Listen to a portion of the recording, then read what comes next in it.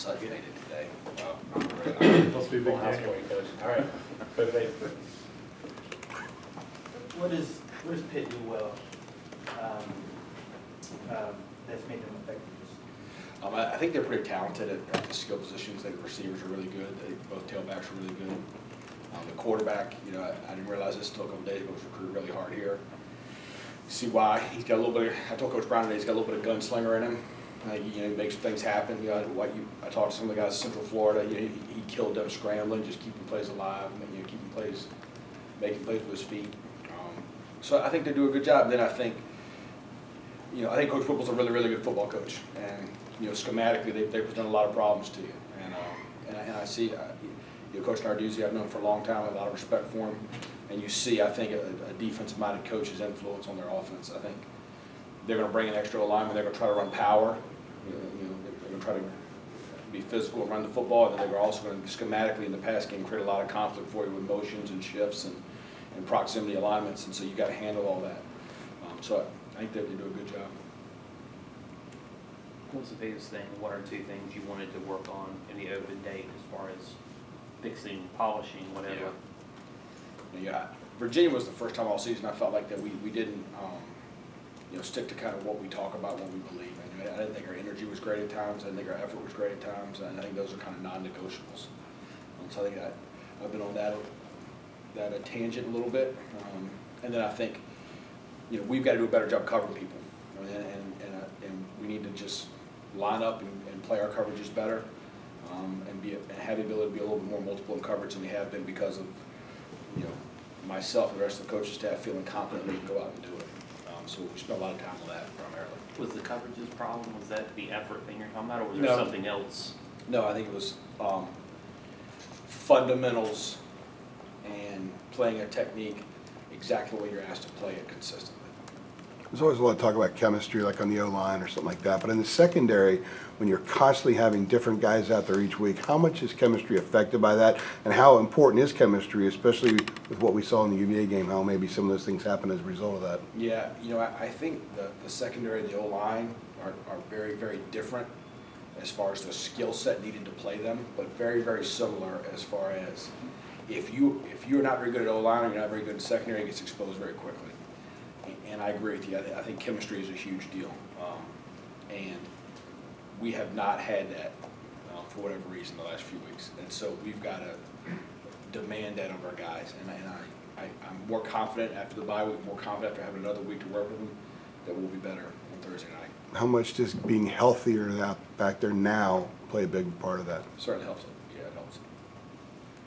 How much do you expect to use Miles Wolfork and Trey Morris? Are they back to kind of full go? I would say probably about like we played them against UVA, in spurts. Is that just because they're not fully healthy, or you're just getting used to back into the teams? Getting back into the flow of things, who's playing better. It's hard to miss a month of football and come right back in and jump in and play at the level these kids are asked to play. And what happens is, hey, you miss time. There's another kid out there who's just as talented, who's all of a sudden is playing better, and we have more confidence in. So part of it is who played better when they were in there, and part of it is trying to maintain some sense of consistency back there a little bit too. I think the long Perkins run was about as animated as we've seen you on the sideline. What did you see on that play that got you, other than the fact that they scored? Yeah, so every once in a while they're gonna have a good play and we're gonna have a bad play. That's part of the deal, right? I didn't think our effort on that play was what we talk about. Every play independent of the one before and the one coming after. We talk about control and we can control. We talk about our energy. We talk about our effort. And on that play, I didn't think we had allowed what had happened in the first half. We kind of gave up that long the drive before half. I didn't think our energy was great after that, and I didn't think our effort was great on that play. And so the one thing that's going to get me fired up is effort, and I think our older kids knew it. So I think we played better after that. But if we don't give up that long run, we probably win the football game. We haven't seen as much production out of Tamon Fox in terms of stats. What do you see on tape from him? Because he started off with a really big season. I think people are blocking him a lot more. Right. Yeah. I got to do a better job getting him in position to make plays. There's 0% less effort, less activity, less performance by Tamon.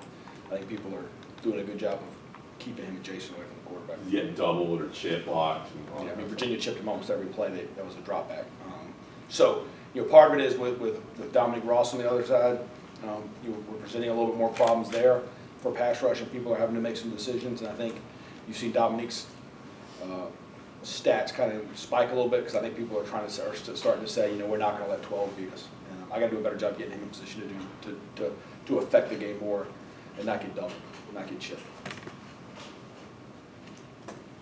I asked this question too long ago. What's different than you expected now than maybe you expected when you took the job in December about UNC, this team, coaching staff, players? Anything kind of stands out that is striking you?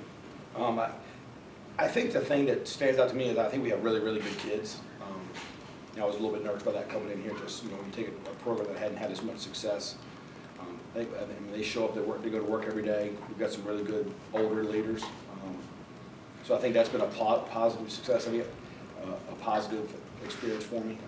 I think the thing that if I could go back and change would be, probably have, we've had so many injuries in the secondary that I think the consistency piece is a part of it, but I would have thought at this point we'd be playing, we would have more consistency back there and be able to be a little more multiple than we are right now.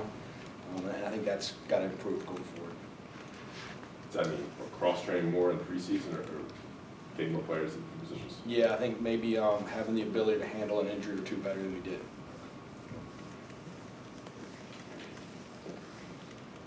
Okay, thanks, Coach. No problem. Thanks, Thanks, man. guys.